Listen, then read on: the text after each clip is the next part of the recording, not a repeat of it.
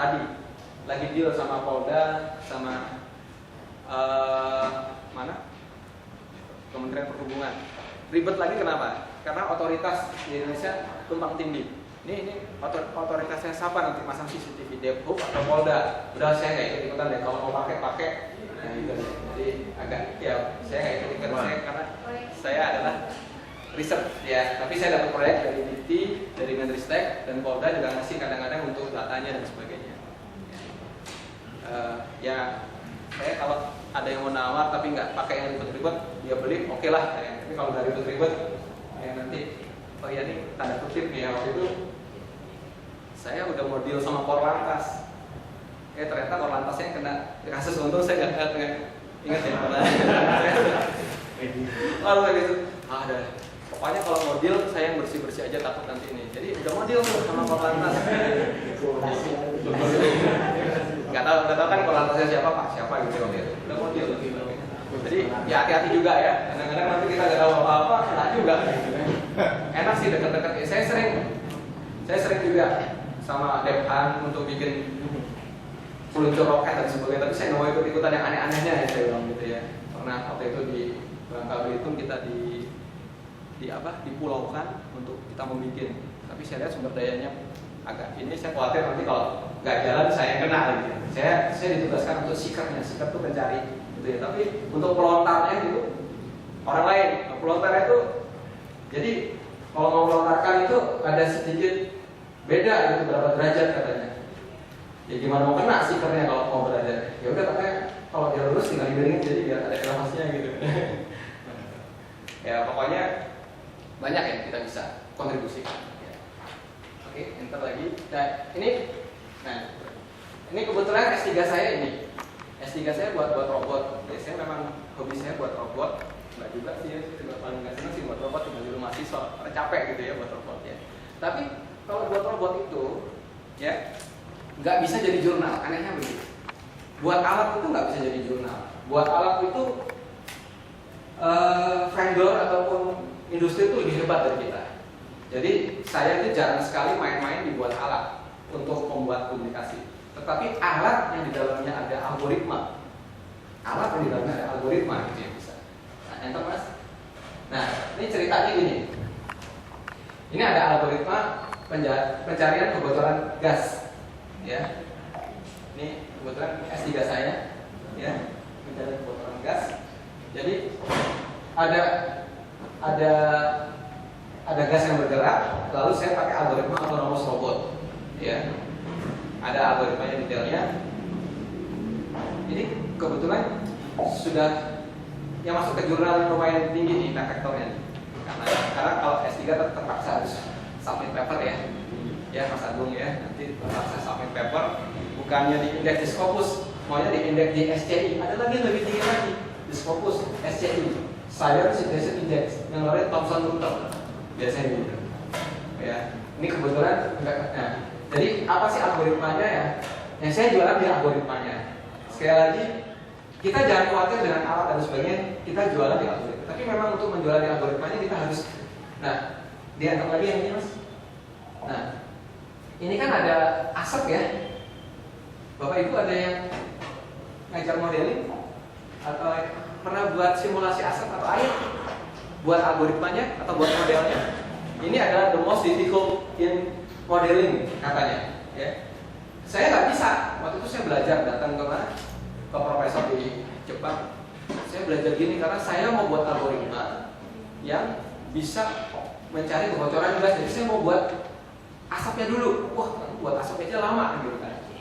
Akhirnya saya waktu conference ketemu sama orang yang buat asap modelingnya, ya, Profesor J. Farrell dari California Riverside, ya. Sehingga saya bawa nama profesor saya karena kalau udah level internasional kita punya bapak yang lebih atas lagi, kita main-main di sana aja lah gitu ya. Makanya kita perlu link juga. Saya under supervision ini. Terus dia lama nggak jawab. Akhirnya saya buat model sendiri pakai Gaussian. Kalau Gaussian itu masih ditolak. Banyak model-model yang masih model-model bola, ini model-model anak TK lah, ini mah nggak representatif katanya. Ya walaupun ini dari dunia modeling, dunia apa gitu ya, simulasi itu ada levelnya juga. Nah ini 5 bulan setelah saya email saya ketemu nggak dijawab. Saya mohon maaf, ini saya sibuk banget gini. Ini saya udah lupa semuanya, tapi saya punya seluruh tesisnya sama source code-nya. Ini saya kirim buat kamu, terserah kamu mau pelajari atau enggak. Udah nih. Nah, tapi saya setiap jurnal saya yang berhubungan sama ini saya di acknowledgement-nya thanks to Professor Jacob Farrell ya for apanya gitu ya. Ini lumayan. Nah, setelah pulang saya masih punya jualan nih. Saya dapat dari Menristek. Tadi kan dari Mendiknas. Ini saya dapat dari Menristek. Saya bilang sama Menristek, saya udah punya beberapa jurnal, udah punya alat, udah punya algoritma. Saya mau mengembangkan yang lagi ini. Kasih lagi sama Menristek. Itu modal saya pertama kali. Tahun pulang saya minimal udah dapat dua hibah yang nilainya 200 kali 200. 400 kan lumayan untuk apa? Meng-hire mahasiswa, untuk membeli buku, untuk membeli alat gitu ya. Jadi itu tahap pertama. Terus Mas, ya, ini lagi robot-robotan ini. Ya jadi ini akhirnya saya main-main karena di dunia robot. Waduh, saya mau, ini aneh lagi nih. Saya lagi udah bingung ide.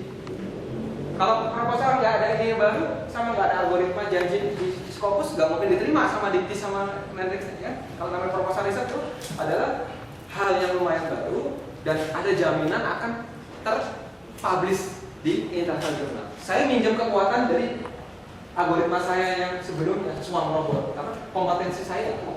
Tapi kalau Swarm Robot udah dapat dari Dikti, masa dapat lagi dari tempat lain nggak bisa kan? Akhirnya saya mikir nih gimana saya aplikasikan ke tempat lain. Yaitu akhirnya kalau ada gempa bumi, namanya mitigasi bencana. Nah, akhirnya terpaksa nih, saya baca mitigasi bencana, ini, baru saya bisa buat proposal yang bunyi, yang kelihatannya bagus, tapi tetap kompetensi saya. Akhirnya saya dapat lagi tuh. Ya, jadi kalau ada gempa bumi, kan BTS-nya kan hancur. Jadi kalau daerah gempa bumi itu komunikasinya kan blank area. Ya. Kalau pakai satelit kalau ini, makanya kita mau sebar robot sebagai BTS sementara. Kalau kita buat algoritmanya, ntar langsung aja nih robotnya masuk. Ya, kita juga sudah implementasi sehingga dia jadi BTS dan bisa lagi. Sehingga kalau lagi ada bencana, namanya bencana kan biasanya bergelombang gitu ya. Sekali mungkin seminggu lagi. Nah, kalau langsung dibangun BTS-nya kan siapa yang mau bangun di daerah gempa ya, gitu kan? Kita robot aja untuk sementara kan. Tapi kalau komunikasinya lancar, maka distribusi makanan dan sebagainya lancar. Itu yang saya buat namanya mitigasi bencana atau apa namanya setelah bencana alam itu bagaimana caranya. Nah ini juga kami di lab. Nah ini ruangannya cukup besar, tapi bapak-bapak jangan salah. Ini kita lakukan hari Sabtu, Minggu, dan malam hari itu ruangan kelas. Kita juga nggak punya ruangan juga, jadi ruangan ini kita bersihin, dijebret, kita pasang ke algoritmanya. Kita sering seperti itu, ya memang apa boleh buat. Ya, algoritma kita jalan. Nah ini pun juga, entar lagi mas. Ya.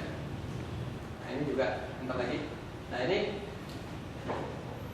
saya juga udah kehabisan ide, udah nggak laku nih jualan robot saya. Robot helikopter. Nah, saya robot helikopter pakai Swarm. Nah, apa tuh robot helikopternya? Jadi, kalau di pinggir-pinggir hutan, perbatasan, nah, pembalakan dan sebagainya, saya pakai satelit, ada markas satelit, mungkin abrinya, lalu saya sama sama tahanannya. Terus satelit untuk ngelilingin pinggir-pinggirnya kan susah tuh kalau ada orang pakai kamera diambil, kira-kira gitu. Nah, ini terus pakai formasi itu sudut pandangnya. Lalu saya buat rekonstruksi. Jadi saya kan memang autonomous robot, multiple robot ya. Jadi bagaimana dia mengambil informasi secepat mungkin ya dengan angle yang banyak, lalu dia mengkonstruksi bahwa ini foto apa dan apa yang sedang dilakukan oleh orang lain gitu ya. Ini pun juga sedang dibiayai oleh Menristek sampai sekarang masih ya. Saya punya robot yang lagi nggak ada ya robotnya ya. Robotnya enggak, saya punya robot ada 10 sampai 15 ya, 20-an ya, 20-an robotnya. Jadi bapak ibu kalau saya ngajar, saya pakai robot itu. Ya, jadi kalau saya ngajar robotika, saya pakai robot itu. Satu robot harganya 5 juta kali 20. Kalau rusakin itu, saya yang nggak saya marah-marahin si mahasiswa saya. Jadi alat-alatnya banyak. Jadi kalau saya ngajar itu sekalian saya boosting supaya nanti. Jadi begini, antara riset sama teaching itu beda ya. Kalau teaching itu kan transfer ilmu yang sederhana saja, ya, yang orang lain sudah tahu.